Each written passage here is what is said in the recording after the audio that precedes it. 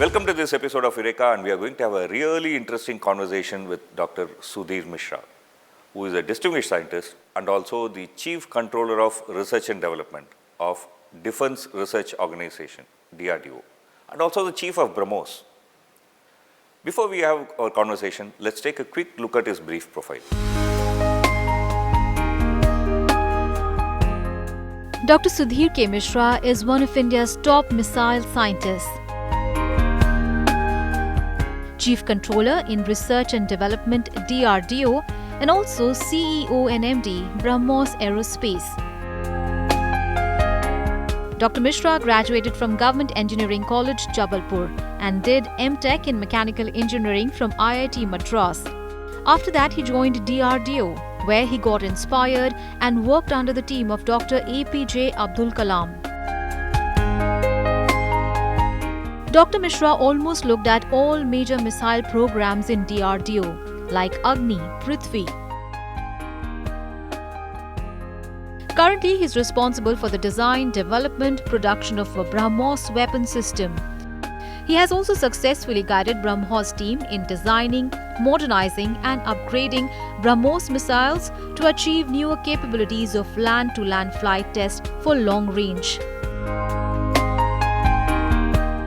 Dr. Mishra was honored with many awards, noted among them the DRDO Scientist of the Year Award 2009 by the Prime Minister of India. Thank you for being with us in the show and sparing this time. Thank you. Let me start with this question. Before coming to this BrahMos, you were in Hyderabad. What were you doing there?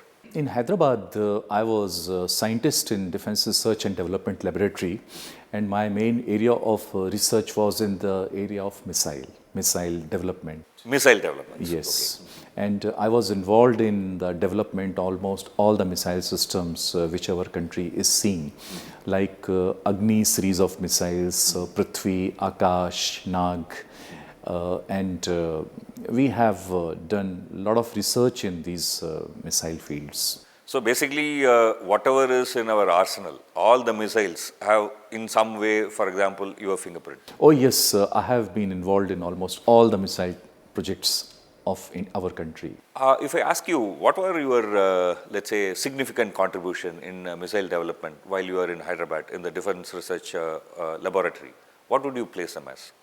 You see, I have worked very extensively in realizing the missile systems, subsystems like aero structure, control systems, guidance systems, propulsion systems, and putting together integration of all the missiles. So basically, I'm a mechanical engineer, okay. And I did all the things related to mechanical engineering. And if you remember, in 80s, we were very poor in engineering, and poor in the sense we had no experience, and we had to realize a very sophisticated system, most advanced technology in the world, that is missile technology, and we had to do a lot of, you can say, innovation, or sometime you can call it jugaad. Yeah. Okay. Yeah. All those things. So you can say right from those days. And particularly because missiles are kind of a technology which people don't share. Yes. So you have to invent everything on your own. Right? Yes. Should I give you an example? Yes, exactly. You see, I can recall that in 1984-85, we wanted to create Prithvi. Okay. And Prithvi was a 1 meter diameter missile, and we had no experience. So we thought that aerostructure we can create by machining. And machining means taking a 1 meter diameter metal, cutting it from inside, cutting it from outside, and creating the whole shell. Then in one of the paper, I read that you don't need to cut the metal, you can take a sheet, roll it and weld it. And we were thinking that how a sophisticated missile system can be created by sheet metal, by rolling, welding, and then integrating in the missile. We always thought it is a very, very sophisticated equipment. But we did it, and you would be surprised that when we rolled it, there were many, aberrations. Surface so was for example, uneven. if you roll a paper, it doesn't roll properly. It doesn't roll properly, and we rolled it, and with the help of wooden mallet, a wooden hammer, a wooden mallet, we straightened it, and after some time we realized that the whole thing can be put together, and with a very basic mechanical equipments like a wooden mallet, putting it on a steel pipe, then malleting it. It was like tinkering shop. relearning that you don't need to do things with very sophisticated equipment. You can do it in a very simple manner also. So this much I can recall. You were working in Hyderabad for quite a long time. About 20 years. About 20 years. Then you moved to this BrahMos. No. After working 20 years, I moved to Moscow. Okay. Yeah. That's a very, very interesting point in your life, right? For example, you were in the consulate. I you were was, a diplomat. Yeah, I was working as a counselor for defense technology in Embassy of India, Moscow. That assignment was very interesting, challenging, and it gave me a lot of insight into the other countries' defense system. When you go on a visit, you see the tourist places. When you go to exhibitions, then you see their systems which are developed. But as a scientist, as a defense diplomat, I could meet people who created one of the finest technology in the world, and not only in the defense, but in almost all the sectors, in space, atomic energy, automobiles. They created huge, developed systems, and I could, as a defense scientist, I could go visit their institutes, and that gave me a lot of insight. How do they work? What is their scientific culture, temperament, and their functioning, formal and informal. So it really gave me a lot of ideas. That's a very interesting point. The human spirit is very unbeatable. We'll continue this conversation. We'll take a very small break and then continue this conversation. After the break, I'm going to ask him, what was the topic on which he was asked to speak in his class? You'll be totally surprised.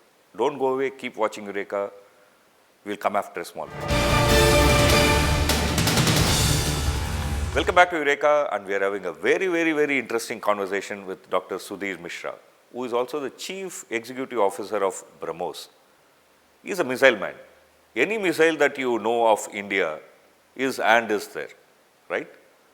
And very interestingly, in his class, when he was in a school, he was asked to give a talk. Do you know what was the topic? That's the question that I'm going to ask him. Can you tell us that incident when you were asked to give a talk in a classroom? Oh yes, it's a very interesting incident. In fact, when this happened, I didn't know the consequences of that. It happened, I forgot, and a few days back, or rather few months back, I was just sitting idle, and it came to my mind that my discovery of science, discovery of missile, started long back. It must be 1973 or 74. 1973 or 73 or 74. I was in 7th or 8th standard. So basically, your love affair with missile has been going for more than 40 years. More than 40 years now. And I used to study in a school called Model High School. This school was like an ideal school created by government of Madhya Pradesh so that other schools can emulate it and they can improve their performance. And many of the teachers from the other schools, they used to visit. And in one of the visit, I was told to speak. And I spoke on a topic. I studied in Hindi medium school. So a missile is called a Prakshepastra. And I spoke, a day before, I searched in my library. Library means of my 15, 20 old magazines. And in one of the magazine, I found that there was an article on Prakshepastra, on missile. And I picked up that article, spoke on it, rather recited whatever was written, and it somehow went into the mind. And as is told, that whatever you wish, it becomes true. And whatever you intensely wish, it certainly becomes true. And it became true when I joined Dr. Kalam team in 1984. So it's like, living your own dream, living in your own thoughts. That's a very interesting point. And I also was told that after you finished your engineering education, you had an offer from Atlas Cycle. Please come and join us. There was also an offer from a dairy farm to join. And then also there was this offer from DRDO. How did you happen to choose this one? Oh, very interesting it is. When I graduated, you see, I come from a background where a job is very essential after your graduation. I didn't have the luxury of sitting idle or doing masters or PhD. So after that, I started applying, got job from 3 companies. A firm job offer from Atlas Cycle Company. The second was from National Dairy Development Board in Gujarat, Anand. And that was also a very interesting job. I think I missed it because it would have given me opportunity to work with Mr. Varghese. Yeah, Kurian Varghese. Kurian Varghese. Yeah. And the third one was from DRDO. And my father looked into all the job offers and he said, you join DRDO because it ensures pension after your retirement. So that became a kind of big attraction for me to join DRDO. But as I told that dreams have the strength of becoming reality and thoughts have the capability of becoming reality. It happened with me.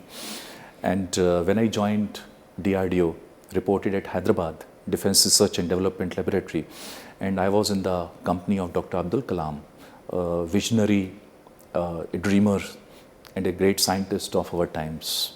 And when I started working with him, then I forgot about everything. I realized that now I'm under the spell of magic of Dr. Kalam, and my objective of pension, of salary, of career, of everything, all this became dust. That became dust. And I had dream of only working for the missiles. One more interesting thing happened here.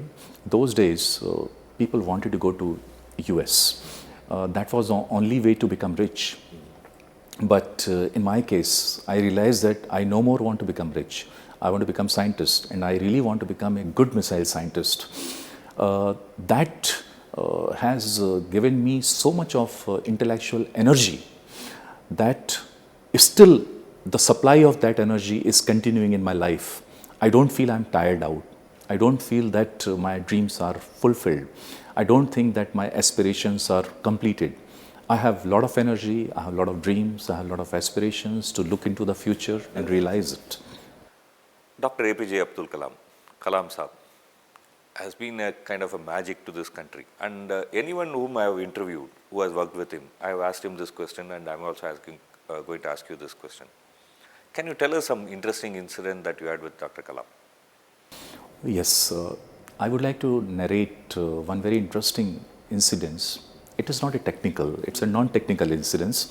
Dr. Kalam used to live very close to my home, about 100 meters away, and he had a habit of going for evening walk, because morning he used to study. He used to do so many things. And in the evening, Veena and readings, meetings, and he was basically a evening worker. His meetings, midnight meetings, are very famous in DRDO. So in the evening, I was working in my garden, small garden, and he passed by, looked at me, and he didn't say anything. He went his home, and next day morning there was a note, a circular issued, formation of a green team, secretary Sudhir Mishra. And you see, very surprised. I said, how come green team? And those days we were just started to talking about environment. And he said, okay, now you are secretary of a green team. My bosses, they were again taken by the surprise. They said, what is all this? I went to him. And he said, look, I want those people who love the work. And I saw you in the evening, you were working in the garden. It means you love environment, you love trees, you love plants. So you are the right person to do this job. That's a very interesting point. We'll take a very short break here. We'll continue this conversation. After the conversation, I'm going to ask him a very interesting question. Human eye can see about, let's say, in a good condition, about 500 meters. But in a battlefield, the soldier would need to see what's there at 5 kilometers. How does this organization help them? Don't go away. Keep watching Eureka.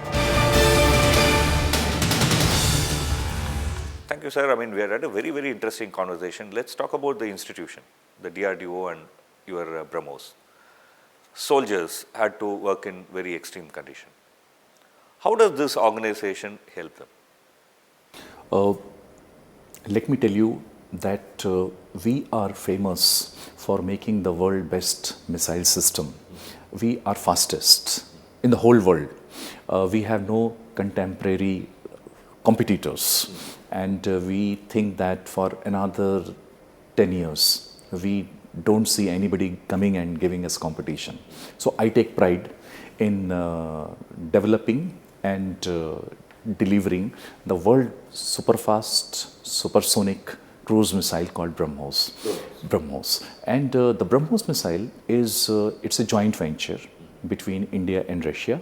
And now why missile? The question comes, why missile? You see, the science and technology, they are here to simplify the life of human beings. We want to make the life of a soldier easy. In the same way, the way you invented bicycles, motorbikes, cars, because we wanted to speed up the travel. And the same way, the defense technology evolved because we wanted to enhance the capabilities of a soldier. Soldier capabilities, you can see, it's about his sensors like eyes, his ears. So when you talk about ears, he can hear only about 10-15 meters, but defense provides, he can hear with the help of his satellite to any place in the world. That's the enabling of science and technology to a human being, to a soldier. The same way, when a soldier wanted to fight, he started fighting with his own hands. Then came arrow, then came bow, then came spear, swords, small guns, big guns, and ultimately we realized that the enemy can be 1,000 kilometers away also. So how to defeat the enemy 1,000 kilometers away? So the missiles evolved, and we are fulfilling that requirement of a soldier. The same way you discussed about eyes. Now, a human eyes can see only 500 meters, 700 meters, a healthy eye. We do the research, we provide him binoculars so that he can see for 8 kilometers, 10 kilometers, 12 kilometers. And the same way, we provide him food, like DRDO, the organization from where I come. We meet all the requirement of the soldiers. We provide him food, high energy food. We provide him pre-cooked food. We give him the protections for his body, like cold jackets, bulletproof jackets. We give him very good shoes, a thermal protection dress. We provide him guns, small guns, large guns. We provide him sensors, radars. So these are the range of work that is happening in the DRDO. Coming specifically to BrahMos. BrahMos, yes. If we compare BrahMos with, let's say, the next best, how do you compare them? Oh, you see, I'm sure if somebody asks you, what is next best to Mercedes or BMW? You will be surprised. You will be taken by surprise. You will not know what to say. The same way, the BrahMos is like a Rolls-Royce. It's not Mercedes, it's a Rolls-Royce. We have no competitors. We have no comparison. If you want to compare us with Mercedes, then sorry, we are not in that race. We provide the most accurate weapon system to our armed forces. Today, Indian Army, Indian Air Force, Indian Navy, they all are having this weapon system. And they are having in numbers. Our Indian Navy, they have on 11 ships, our missile systems. And when our ships move in the ocean, they are the most protected ships. Coming to our army is having the missiles in 3 regiments. 4th regiments is going to be there. They can pulverize any adversary to any distance. We provide that capability. Our Air Force, when they will have, next month I am going to do the flight test, they will have the safety envelope. I will not say safety envelope, I'll say that threat envelope, or rather you can say, okay, you say the protection envelope, threat envelope of more than 5,000 kilometer radius. Our Su-30, they can go up to 5,000 kilometer radius. So we provide them enormous capability. The capabilities are given to our armed forces so that they can protect. Missiles are weapon of peace. Dr. Kalam said one more thing. If you want to be respected, then you be strong. Strength, respect strength. If you are strong, the other nations will respect you. It's the very same thing. If a human being is very educated and he is strong, physically, mentally, intellectually, then others will respect him. So the idea is taken from there. Yeah, and the BrahMos makes our country very strong. I'm very proud of it, and I'm very proud of my team who has developed and delivered the system. You know that missile cannot be developed by one person, a whole lot of team, all kind of engineers, computer engineer, electrical, electronics, civil, mechanical, chemical, all fields are required. If you can recall, then they say that if a country can make a missile, tank and a submarine, they are superpower. And I fulfill the requirement of missiles in this particular field. And there is one more saying. People say that this is not a space science. This is not a rocket science. It means rocket science must be difficult. That's why this statement itself is, yeah. This kind of thing has come. So we have a lot of support from DRDO. In fact, we use a lot of DRDO technologies into it. We use NPOM technologies into it. NPOM are our partners from Russia. And we integrate the missiles in BrahMos, deliver to the users. And one thing many evaluators say about this BrahMos program is the record time in which the research has come into operation. That is, the actual missiles are on the ground. How did this happen? I personally believe that a research which is going to take a lot of time is of no use. No use to soldiers, no use to our users, no use to society at large in our country. And we signed intergovernment agreement in 1998, and we had the first flight test of BrahMos missile in 2001. In 2005, we inducted first ship into the Indian Navy. So this is one of the very fastest missile program. We call this philosophy as a mind to market. When you conceptualize, speed up, run, because nobody is going to wait. Time is of essence. In our country, through your medium, Rajya Sabha TV, I would like to say that all the youngsters should believe in speed, not only in knowledge. A knowledge without speed is nothing. It is of no use. Perfection is speed with knowledge. Yes. Perfection anyway has to be there. There is no compromise on the perfection, but speed has to be there. Yeah. Both cannot be separated. They are together. Speed, knowledge, competence, all are together. One thing, for example, the media talked quite a lot when the tsunami hit the India, and a lot of people were suffering. When people were needing quick food, it is the DRDO technology which provided them food immediately. Yes. So the DRDO technology does not only provide technology to soldiers, but also to the common people.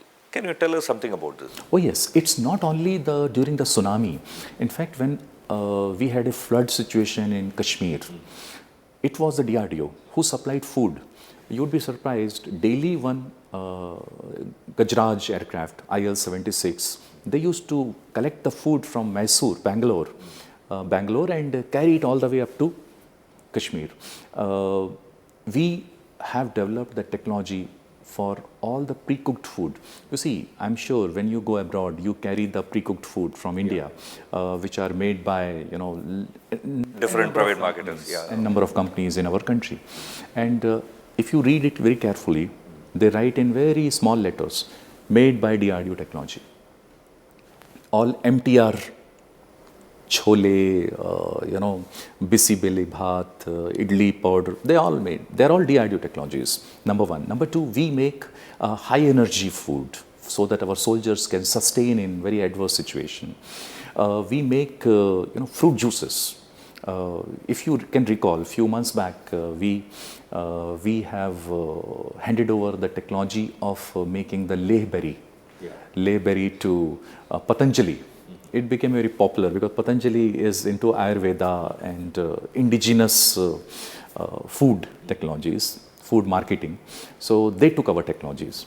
Food technology, of course, is one major contribution that DRDO has made. But I am also told, for example, there are some technologies that you have developed helps polio-affected children.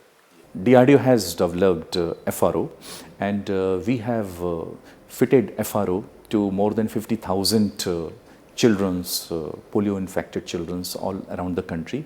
And BrahMos, we do a lot of fitments. We do sponsorship of this program, and we go all around the country and do it. And apart from this, we have developed Sanjeevani. We have developed a 3D scanning of brain.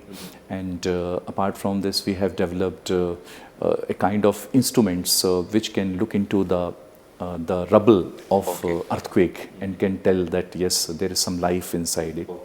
And apart from this, we have there are a number of spin-offs which are available and handed over to the civil sectors. We developed Kalam Raju stent also, which are used by the heart patients. What I want to say that DRDO, it's a phenomenal organization. It is doing work in a lot of spectrum, right from life science, combat science and technology, the missile technologies, then our electronics clusters, computers. It's working in almost all the areas of defense. And